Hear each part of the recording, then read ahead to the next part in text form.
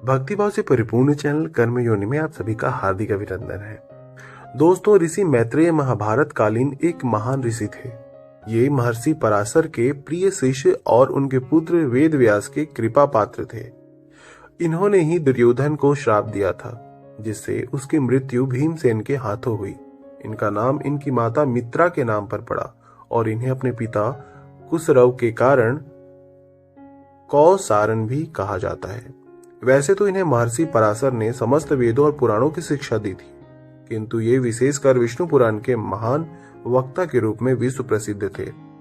युधिष्ठिर ने अपने राजसूय यज्ञ में इन्हें भी आमंत्रित किया था। इनके जन्म के विषय में एक कथा है कि एक बार महर्षि व्यास कहीं जा रहे थे। तभी उन्होंने देखा कि एक कीड़ा बड़ी तेजी से सड़क पार करने की कोशिश कर रहा है। उसका ये प्रयास देखकर वेद व्यास ने उससे पूछा कि वो किस कारण इतनी तेजी से सड़क पार कर रहा है। तब उस कीड़े ने कहा, हे महर्षि, थोड़ी देर में यहाँ एक बैलगाड़ी आने वाली है। मैं उसकी ध्वनि सुन सकता हूँ। अगर तब तक मैंने इस सड़क को पार न किया तो निश्चित ही मृत्यु को प्राप्त हो जाऊंगा। तब महर्षि व्यास ने कहा, अरे मूर्ख, तो तेरा मरना ही उत्तम है। उचित ये है कि इस जीवन से मुक्ति पा और किसी अंत श्रेष्ठ योनि में जन्म ले। तब उस कीड़े ने कहा, महर्षि, प्राणी की योनि कोई भी हो, किंतु वो उसमें जीवित रहना चाहता है। तब व्यास मुनि ने द्रवित होते हुए कहा, तो निश्चिंत होकर अपने इस जीवन का त्याग कर। मैं अपनी योग विद्या से तुझे आने वाली सभी योनियों से मुक्ति करता रहूंगा, जब तक तू मनुष्य के श्रेष्ठ ब्राह्मण योनि में जन्म नहीं ले लेता। महर्षि पर विश्वास कर वो कीड़ा वहीं स्थिर हो गया और बैलगाड़ी से कुचल कर मर गया। उसके बाद उसने कई योनियों में जन्म लिया, किंतु महर्षि व्यास की प्रेरणा से शीघ्र ही सभी योनियों से मुक्ति होता चला गया। अंततः महर्षि व्यास की कृपा से एक ब्राह्मण के कुल में जन्म लिया। उस जन्म में महर्षि व्यास ने उसे केवल 5 वर्ष की आयु में सारस्वत मंत्र की दीक्षा दी। जब वो 7 वर्ष का हुआ तो उसे महर्षि व्यास ने कहा कि कार्तिक क्षेत्र में एक ब्राह्मण नंद भद्र कई वर्षों से तपस्या कर रहा है, किंतु उसके मन की शंका का समाधान नहीं हुआ। जाकर उसकी शंका का समाधान करो।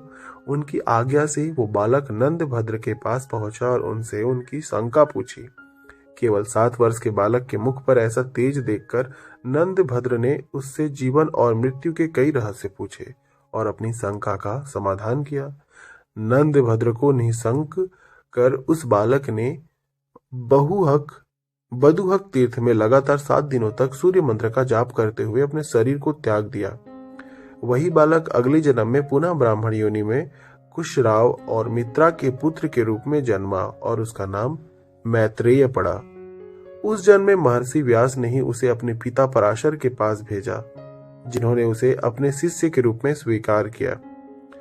जब दुर्योधन ने पांडवों को जुए में हराकर वनवास को भेज दिया, तब वे उससे समझाने हस्तिनापुर पहुंचे।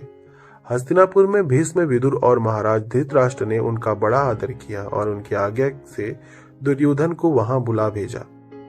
तब मैत्रेय ऋषि ने दुर्योधन को भांति भांति से समझाया कि भाइयों के बीच ऐसा वैमनस्य ठीक नहीं है और उसे आदर पूर्वक पांडवों का राज्य उन्हें लौटा देना चाहिए।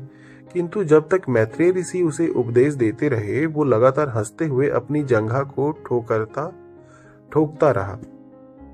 उसकी इस दृष्टता पर क्रोधित होकर मैत्रेय ने उसे श्राप दिया कि हे अधम, जो व्यक्ति अपने बड़े और सिद्ध पुरुष का सम्मान नहीं करता, वो निश्चय ही अधोगति को प्राप्त होता है। मैं तुझे धर्म का ज्ञान देने का प्रयास कर रहा हूँ और तू अपनी जंघा को ठोकर मेरा अपमान कर रहा है। तो जा, मैं तुझे श्राप देता हूँ कि तेरी इसी जंघा के टूटने पर तेरी मृत्यु होगी।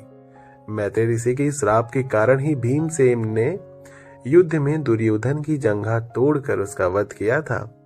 तो भक्ति और वेदों पुराणों पर आधारित ऐसे ही और वीडियो के लिए हमारे चैनल को सब्सक्राइब नहीं किया तो चैनल सब्सक्राइब जरूर करें।